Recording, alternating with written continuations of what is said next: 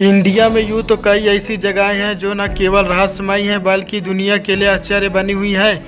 लेकिन आइए आपको बताते हैं देश के ऐसे आइसलैंड के बारे में जो न केवल रहस्यमयी है बल्कि वहाँ कई ऐसी बातें हैं जो दुनिया के लिए आश्चर्य बनी हुई हैं। जानिए आगे की स्लाइड में इस आइसलैंड के बारे में। आइए वीडियो को शुरू करते हैं, वीडियो को पूरा देखना।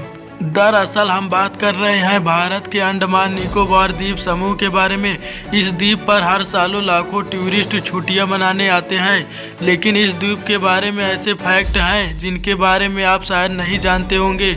हम उन्हीं कुछ रहस्यों से पर्दा उठा रहे हैं जिन्हें लोग नहीं जानते हैं। अंडमान निकोबार को जरवा, आगे सेंटलिस और जेस्पिनियन आदि प्रजाति का द्वीप माना जाता है। ये आदिवासी यहाँ के निवासी माने जाते हैं जो सदियों से पहले अफ्रीका से माइग्रेट होकर अंडमान पहुँचते हैं। यहाँ के निवासी मुख्यतः जरवा जनजाति से हैं। यह 500 से भी कम की भाषा में है और बाहरी लोगों से बिल्कुल घुलते मिलते नहीं। ये सरकार के द्वारा संरक्षित जनजाति है। यहाँ पर सबसे ज़्यादा बंगाली भाषा बोली जाती है। इसके अलावा हिंदी, तमिल, तेलुगु और मलयालम जैसी भाषा बोली जाती है। इस बेहद चर्चित कुल 572 आइसलैंड में से है 36 जगह जाने या बसने के लायक हैं। निकोबार में जाने के लिए सिर्फ रिसर्च या सर्वे के लिए ही चुनिंदा लोगों को इजाज़त मिलती है। टूरिस्ट के लिए भी यहाँ जाना बेहद मुश्किल है क्योंकि यह शहर समुद्र के अंदर बना हुआ कांच का है। यह दुनिया का सबसे रहस्यमयी जगह है। यहाँ पर सबसे ज़्यादा समुद्री कछुआ पाया जाता है। धरती का सबसे बड़ा कछुआ यहीं पाया जाता है।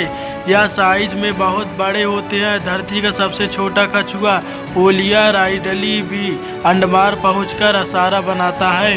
यह दुनिया का सबसे रहस्यमयी जगह है, इसीलिए इसे रहस्यमयी जगह बोला जाता है क्योंकि यहाँ सबसे अलग अलग चीज़ पाई जाती हैं। अंडमान में कमर्शियल फिशिंग पूरी तरह से बैन है। यह धरती की उन चुनिंदा जगहों में से है जहां मछलियों को उम्र पूरी कर मारने का अवसर मिलता है और वह अपनी ज़िंदगी जीती हैं। अंडमान में कोकोनट क्रेक बहुत ज़्यादा पाए जाते हैं। ये ज़मीन पर पाए जाने वाले सबसे विशाल क्रेब होते हैं जिनकी लंबाई 1 मीटर तक हो जाती है। इनका पसंदीदा आहार कोकोनट होता है। यह अपने मुंह से नारियल के मजबूत खोख को भी तोड़ सकते हैं। इंडिया की बात करें तो इंडिया में केवल अंडमान में ही आपको वोल्केनो देखने को मिलता है। भारत में एक ही सक्रिय ज्वालामुखी है और ये अंडमान में स्थित है। ये आइसलैंड पोर्ट ब्लेयर से 135 किलोमीटर की दूरी पर स्थित है।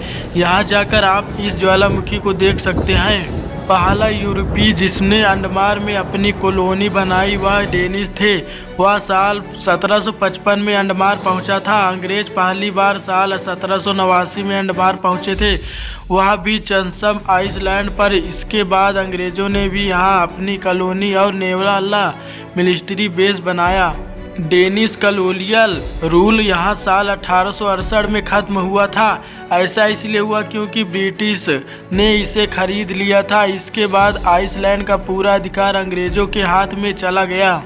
आज़ादी की लड़ाई के दौरान सुभाष चंद्र बोस ने अंडमान के उत्तर और दक्षिण आइसलैंड को शहीद द्वीप और स्वराज द्वीप नाम दिया था।